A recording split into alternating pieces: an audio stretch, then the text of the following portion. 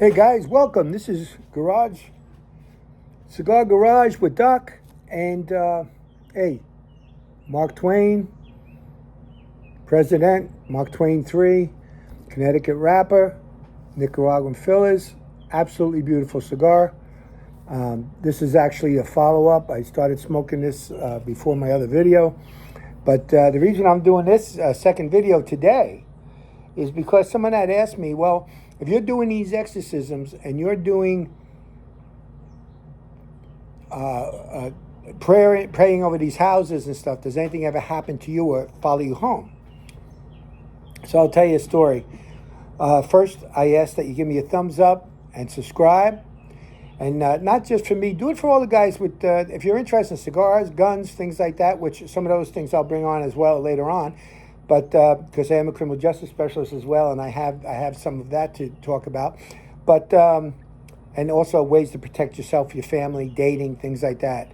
I have a book out called Safe Date, Keeping You Alive, and there's also a book out. It's a pamphlet, literally, on how to begin and open up a group and train a group to ghost hunt with you. Gives you all the warnings, things to do, legal stuff. That you have to prepare. You can't just walk on somebody's property or in somebody's house. But anyway, please give me a thumbs up. I appreciate it. And a subscribe. So the answer is yes, they do follow you home. I already told a story about stopping the car and praying after sitting under, having a mishap over at Ed and Lorraine Warren's place, sitting under Annabelle. In the car, I had to stop, pull over. I just felt it in the back seat. My car wasn't running right, kept stalling out. Until I prayed, cast it out, the car felt better, and I got all the way home without it stalling out, and it never stalled out again. That was a story, but that's a quick one for you. But I'll tell you one. When I moved to Somerville, my mother-in-law used to stay home and watch the kids. And my wife was working late, I believe it was, that night, or she was at a women's meeting, but she wasn't home. And I went out to deal with a situation. I say situation, it was somebody, I had to check their house, a haunted house, whatever it is. Somerville, South Carolina. And I don't live in that house anymore that we lived in, but it was a fairly new house. It was not a haunted house when we moved in. Long story short, I'm out. So does anything happen? My mother-in-law is sitting in the living room. The toilet in the hallway flushes. Well, that happens when a toilet is worn. She didn't think much of it. Flushes a second time. Flushes a third time. She says, oh no, we got a problem with the toilet. She goes in, shakes it. Everything seems tight. It fills up, stops. She looks at the water. No ripples. It's not leaking. It's just not leaking. Why is it flushing? Just then she comes out. The toilet upstairs starts to flush in the hallway. Then she hears another flush, but that's coming from the other bathroom in our master bedroom. Now she knows. She knew what I was into, obviously, and she knew what was going on. So she says a prayer. She sits down. The television starts to change channels. Had that happen to me a few times, but it starts to change channels by itself. All of a sudden, she says stop in Spanish. It stops. Just as she says that, all three toilets flush. You ever see three toilets flush at the same time? So all the toilets flush. Then that stops. Quiet for about 15, 20 minutes. And all of a sudden, boom, the closet door out in the hall slams open. And she gets up to see it. And just as she caught it, boom, it slams shut. Just then, just a little while after that, I walked in and came home. Needless to say, I was out dealing with this thing, and that was happening in my house. Does it happen? Yes, it does. Yes, it does. I'll tell you another quick story. When I went up to the house to deal with Maurice, which was a horrific possession. And it was one where his face changed. Crosses appeared in blood. They dripped down his face. When they hit his shirt, it just disappeared. The blood was like disappearing ink. It would just disappear. His eyes rolled back in his head. Another voice came out of his cheekbones, come up. You can see it online. It's online. It's on YouTube. Look up the Exorcism of Maurice. The one you'll see is not the one I did. Father McKenna did that one. I did the one after that.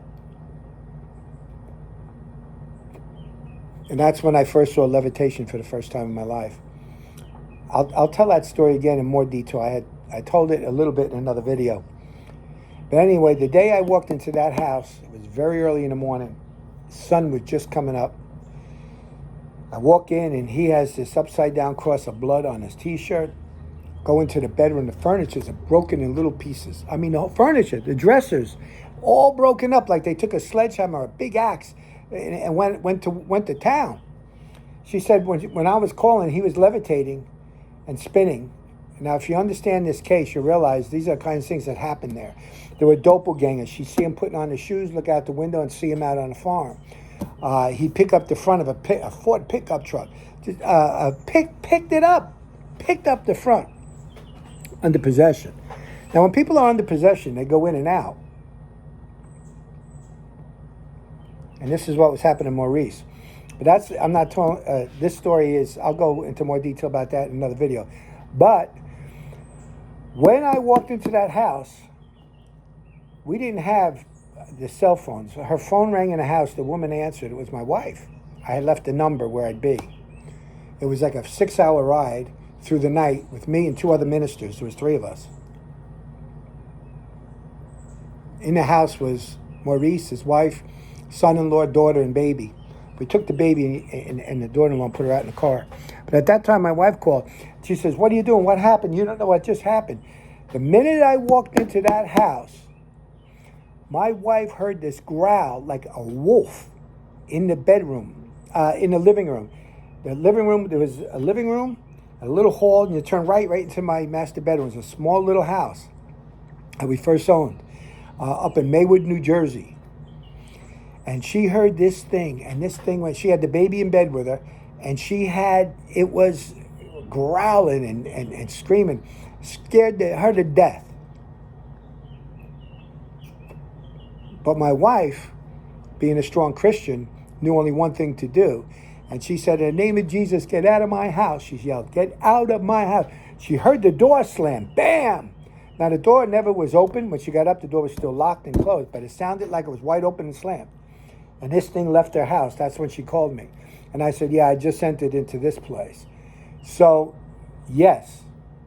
So if you get into these things, if you go ghost hunting, if you think you could deal with a Ouija board, which you should never do, and I'll tell you a lot of stories and I'll tell you why,